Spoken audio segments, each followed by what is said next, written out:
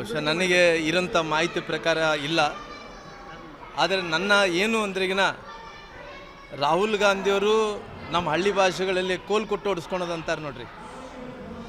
ಯಾವತ್ತೂ ಕೂಡ ಕೋಲ್ ಕೊಟ್ಟು ಹೊಡಿಸ್ಕೊಳ್ಳೋಂಥ ಕೆಲಸ ಮಾಡ್ತಾಯಿದ್ದಾರಾಗಲಿ ಅವರು ಎಲ್ಲ ವಿಚಾರದಲ್ಲಿ ಕೂಡ ಇವತ್ತು ಮುಖಭಂಗವನ್ನು ಅನುಭವಿಸೋಂಥ ಕೆಲಸ ಆಗ್ತಾಯಿದೆ. ಯಾಕಂದರೆ ಹಿಂದೆ ಭಾಳಷ್ಟು ಒಂದು ದೊಡ್ಡ ಸರ್ಜಿಕಲ್ ಸ್ಟ್ರೈಕ್ ಆಯಿತು. ಆ ಸರ್ಜಿಕಲ್ ಸ್ಟ್ರೈಕ್ ಆದಂಥ ಟೈಮಲ್ಲಿ ಕೂಡ ಅವತ್ತು ಕೂಡ ಹೇಳಿದ್ರು ಪುರಾವೆಗಳು ಎಲ್ಲಿದ್ದಾವನ್ನಂಥ ಮಾತನ್ನು ಹೇಳಿದರು. ನಂತರದ ದಿನಗಳಲ್ಲಿ ರಫೇಲ್ ವಿಚಾರದಲ್ಲಿ ಕೂಡ ಅದರ ಬಗ್ಗೆ ಕೂಡ ಪುರಾವೆಗಳನ್ನು ಕೇಳೋಂಥ ಕೆಲಸ ಮಾಡಿದರು. ಅದರ ಜೊತೆಯಲ್ಲಿ ಮೊನ್ನೆ ನಡೆದಂಥ ಏನು ಸಿಂಧೂರ್ ಆಪರೇಷನ್ ಸಿಂಧೂರ್ ವಿಚಾರದಲ್ಲಿ ಕೂಡ ಅಲ್ಲಿ ಕೂಡ ಪಾರ್ಲಿಮೆಂಟದಲ್ಲಿ ಮಾತಾಡ್ತಾ ಏನು ಆಧಾರ ಇದೆ ಅನ್ನೋಂಥ ಮಾತುಗಳನ್ನು ಮಾತಾಡಿದರು.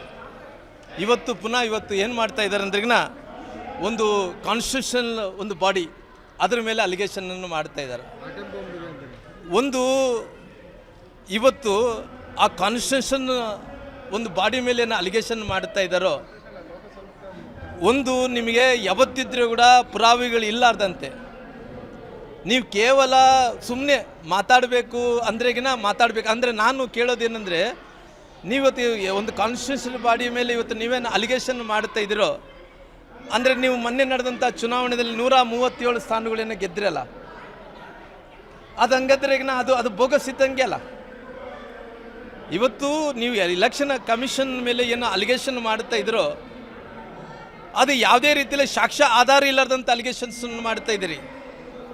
ಇವತ್ತು ನಿಮಗೆ ಒಳ್ಳೇದಾದರೆ ನಿಮಗೆ ಅದು ಅವತ್ತು ನಮಗೆ ಒಳ್ಳೇದಂತೀರಿ, ಕೆಟ್ಟದಾಗೆ ಒಳಗಡೆನೇ ಇವತ್ತು ಏನಂದ್ರೆಗಿನ ಅಲಿಗೇಷನ್ ಮಾಡೋಂಥ ಕೆಲಸ ಮಾಡ್ತಾಯಿದ್ರಿ. ಒಂದು ನರೇಂದ್ರ ಮೋದಿಜಿ ಮೇಲೆ 11 ವರ್ಷಗಳ ಕಾಲ ಆಯಿತು, ಇಲ್ಲಿ ತನಕ ಆಗಿದೆ. ಒಂದೇ ಒಂದು ಭ್ರಷ್ಟಾಚಾರ ಕೂಡ ಅವ್ರ ಕೈಗೆ ಸಿಕ್ಕಿಲ್ಲ. ಭ್ರಷ್ಟಾಚಾರ ರಹಿತವಾದಂಥ ಒಂದು ಒಳ್ಳೆಯ ಆಡಳಿತವನ್ನು ಕೊಡೋಂಥ ಕೆಲಸ ಪ್ರಧಾನಮಂತ್ರಿಗಳು ಮಾಡ್ತಾಯಿದ್ದಾರೆ.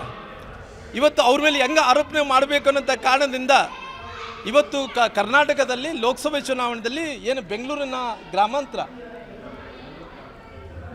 ಗ್ರಾಮೀಣ ಕ್ಷೇತ್ರದಲ್ಲಿ ಇವತ್ತು ಅಲ್ಲಿ ಈ ರೀತಿ ಮ್ಯಾನಿಪ್ಯುಲೇಟ್ ಆಗಿದೆ ಏನಂದರೆ, ಮ್ಯಾನಿಪ್ಯುಲೇಟ್ ಅಂದರೆ ಎಲೆಕ್ಷನ್ ಅದರಲ್ಲಿ ಯಾರು ಓಟ್ ತೆಗಿಬೇಕು, ಮಾದೇಪುರ ಕ್ಷೇತ್ರದಲ್ಲಿ ಯಾರು ಕೆಲವು ಓಟ್ಗಳು ತೆಗಿಬೇಕು, ಯಾರು ಓಟ್ಗಳು ಉಳಿಸ್ಕೋಬೇಕು ಅನ್ನೋಂಥ ವಿಚಾರದಲ್ಲಿ ಮ್ಯಾನಿಪ್ಯುಲೇಟ್ ಆಗಿದೆ ಅನ್ನೋಂಥ ಅಲಿಗೇಷನ್ ಕೊಡ್ತಾ ಇದ್ದಾರೆ. ಬಹುಶಃ ಇವತ್ತು ಇವೆಲ್ಲ ಅಲಿಗೇಷನ್ ನೋಡಿದಂಥ ಟೈಮಲ್ಲಿ ಇವತ್ತು ಕೂಡ ಕೋರ್ಟಲ್ಲಿ ಇವತ್ತು ರಾಹುಲ್ ಗಾಂಧಿಯವ್ರನ್ನ ಚೀಮಾರಿ ಹಾಕೋಂಥ ಕೆಲಸ ಆಗಿದೆ. ಏನು ಅವ್ರ ಅಲಿಗೇಷನ್ ಏನು ಮಾಡಿದ್ರು, ಭಾರತ ಜೋಡೋ ಯಾತ್ರೆಯಲ್ಲಿ ಅವರು ಭಾರತ ಬಗಲಗಡೆ ಇದ್ದಂಥ ಚೀನಾ ಎಷ್ಟೋ ಚದರಾಡಿ ಅದು ಆಕ್ಯುಪೈ ಮಾಡ್ಕೊಂಡಿದೆ ಚೀನಾ ಅನ್ನೋಂಥದ್ದು ಅವರು ಹೇಳಿಕೆಯನ್ನು ಕೊಟ್ಟಿದ್ದು. ಕೋರ್ಟ್ ಹೇಳಿದೆ, ನೀನು ಯಾವ ಆಧಾರದ ಮೇಲೆ ಕೊಟ್ಟಿಗಪ್ಪ ಅಂದ್ರೆಗಿನ ಯಾವುದೇ ಆಧಾರ ಇಲ್ಲ, ಕೇವಲ ಅಲಿಗೇಷನ್ ಮಾಡೋದು ಅಷ್ಟೇ ಬಿಟ್ಟರೆಗಿನ ಯಾವುದೊಂದು ಕೂಡ ಅಥೆಂಟಿಕೇಟ್ ಇಟ್ಕೊಂಡು ಅಲಿಗೇಷನ್ ಮಾಡ್ತಾರೆ. ಇವತ್ತು ಕೋರ್ಟ್ ಕೂಡ ರಾಹುಲ್ ಗಾಂಧಿಯವರು ಚೀಮಾರಿ ಹಾಕಂಥ ಕೆಲಸ ಮಾಡಿದ್ದಾರೆ.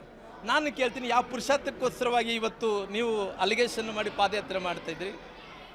ಇವತ್ತು ಕೇವಲ ನೀವು ಬೆಂಗಳೂರಿನ ಏನು ಇವತ್ತು ಗ್ರಾಮೀಣ ಭಾಗದಲ್ಲಿ ಇವತ್ತು ಅಲ್ಲಿ ಮ್ಯಾನ್ಪ್ಲೇಟಿಂಗ್ ಆಗಿದೆ ಅಂತೇಳಿ ತಾವು ಏನು ಇವತ್ತು ಅಲಿಗೇಷನ್ ಮಾಡ್ತಾಯಿದ್ರು ಸ್ವಾಮಿ, ಇವತ್ತು ನಾನು ಹೇಳ್ತಾಯಿದ್ದೀನಿ ರಾಹುಲ್ ಗಾಂಧಿಯವರೇ, ನೀವು ಇವನ್ನೇನೋ ಪಾದಯಾತ್ರೆ ಮಾಡಂಗಿದ್ರೆ ಬಳ್ಳಾರಿಗೆ ಬಂದು ಪಾದಯಾತ್ರೆ ಮಾಡಿ. ನಿಮ್ಮ ಲೋಕಸಭಾ ಸದಸ್ಯರಂಥ ಸನ್ಮಾನ್ಯ ತುಕಾರಾಮ್ ಅವರು SC ಸಮುದಾಯದ ಹಣ, ವಾಲ್ಮೀಕಿ ನಿಗಮದ ಹಣ 187 ಕೋಟಿ ರೂಪಾಯಿ ಆ ಹಣವನ್ನು ಬಳಕೆ ಮಾಡಿಕೊಂಡು ಇವತ್ತು ಲೋಕಸಭಾ ಸದಸ್ಯರಾಗಿದ್ದಾರೆ.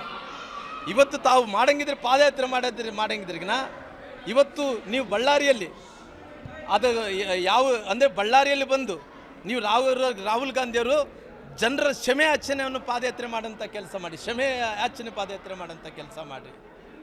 ಇವತ್ತು ಬಳ್ಳಾರಿ ಜನರನ್ನ ಒಂದು ರೀತಿ ಅವರು ಏನು ಈ ಲೋಕಸಭಾ ಚುನಾವಣೆಯಲ್ಲಿ ಏನು ಭ್ರಷ್ಟಾಚಾರ ಹಣದಿಂದ ಏನು ಗೆದ್ದು ಅವರು ಲೋಕಸಭಾ ಸದಸ್ಯರಾಗಿದ್ದಾರೋ ಇವತ್ತು ಜನರು, ಆ ಸಮುದಾಯದ ಜನರು ಇವತ್ತು ಕಣ್ಣೀರಲ್ಲಿ ಕೈ ತೊಳಿತಾ ಇದ್ದಾರೆ. ಇವತ್ತು ಭ್ರಷ್ಟಾಚಾರದಲ್ಲಿ ಇವತ್ತು ನಿಮ್ಮ ಸರ್ಕಾರ, ನಿಮ್ಮ ನಿಗಮಗಳಲ್ಲಿ ಎಲ್ಲ ರೀತಿಯಲ್ಲೂ ಕೂಡ ಇವತ್ತು ಎಲ್ಲ ಲೂಟಿ ಮಾಡೋಂಥ ಕೆಲಸ ಸರ್ಕಾರ ಮಾಡ್ತಾಯಿದೆ. ಹಂಗಾಗಿ ನೀವು ಪಾದಯಾತ್ರೆ ಮಾಡಂಗಿದ್ರಿಗಿನ ಬಳ್ಳಾರಿಗೆ ಬಂದು ಇವತ್ತು ಕ್ಷಮೆಯ ಪಾದಯಾತ್ರೆಯನ್ನು ಮಾಡಿರ್ಬೇಕನ್ನೋಂಥ ಒತ್ತಾಯವನ್ನು ಮಾಡ್ತೀನಿ. ಸರ್, ಈಗ BJPಯಲ್ಲಿ ಯಾವಾಗೆಲ್ಲ ಸೇರೋದು ಸರ್? ನೀವು ಬಂದಾದ್ರಿ, ರೆಡ್ಡಿ ನೀವು ಬಂದಾದ್ರಿ, ರಾಜ್ಯದಲ್ಲಿ ಎಲ್ಲರೂ ಯಾವಾಗ ಬಂದಾಗ ಸರ್? ನೋಡಿ, ಭಾರತೀಯ ಜನತಾ ಪಾರ್ಟಿಯಲ್ಲಿ ಯಾವುದೂ ಕೂಡ ಒಡೆದು ಮನಸ್ಸುಗಳು ಇಲ್ಲ. ಯಾಕಂದರೆ ಭಾರತೀಯ ಜನತಾ ಪಾರ್ಟಿಯಲ್ಲಿ ಇವತ್ತು ಎಲ್ಲ ರೀತಿಯಲ್ಲೂ ಕೂಡ ಸರಿಯಾಗಿದ್ದೀವಿ, ಇವತ್ತು ಗಟ್ಟಿಯಾಗಿದ್ದೀವಿ. ಮುಂದಕ್ಕೂ ಕೂಡ ಈ ಕಾಂಗ್ರೆಸ್ಸನ್ನು ಎದುರಿಸೋ ಸಲುವಾಗಿ ಎಷ್ಟು ಶಕ್ತಿವಂತರಾಗಿ ಕೆಲಸ ಮಾಡಬೇಕಾಯ್ತೋ ಅಷ್ಟು ಗಟ್ಟಿಯಾಗಿ ನಾವಿದ್ದೀವಿ. ಖಂಡಿತವಾಗಿ ಮುಂದಿನ ದಿನಗಳಲ್ಲಿ ಸರ್ಕಾರಕ್ಕೆ ಚಾಟಿ ಬೀಸಂಥ ಕೆಲಸ ನಮ್ಮ ಭಾರತೀಯ ಜನತಾ ಪಾರ್ಟಿ ಮಾಡುತ್ತೆ. ಇವತ್ತು ಅನೇಕ ಹೋರಾಟಗಳನ್ನು ಮಾಡ್ತಾ ಇದ್ವಿ. ಈ ಸರ್ಕಾರ ಇವತ್ತು ಅವರು 2.5 ವರ್ಷಗಳಲ್ಲಿ ಅಭಿವೃದ್ಧಿ ಕೆಲಸಗಳು ಮಾಡೋಕ್ಕಾಗ್ತಾಯಿಲ್ಲ. ಅಭಿವೃದ್ಧಿ ಕೆಲಸಗಳು ನಿಂತೋಗಿದಾವೆ, ಕುಂಠಿತ ಆಗಿದಾವೆ. ಈ ರಾಜ್ಯದಲ್ಲಿ ಜನರು ಇವತ್ತು ಗೋಳ ಅಂತೇಳಿ ಇವತ್ತು ಕಣ್ಣೀರನ್ನು ಹಾಕ್ತಾ ಇದ್ದಾರೆ. ಇವತ್ತು ಇಂಥ ಪರಿಸ್ಥಿತಿ ಬಂದು ಸರ್ಕಾರ ತಲುಪಿದೆ. ನಡೀತಾ ಇದೆ ಸರ್.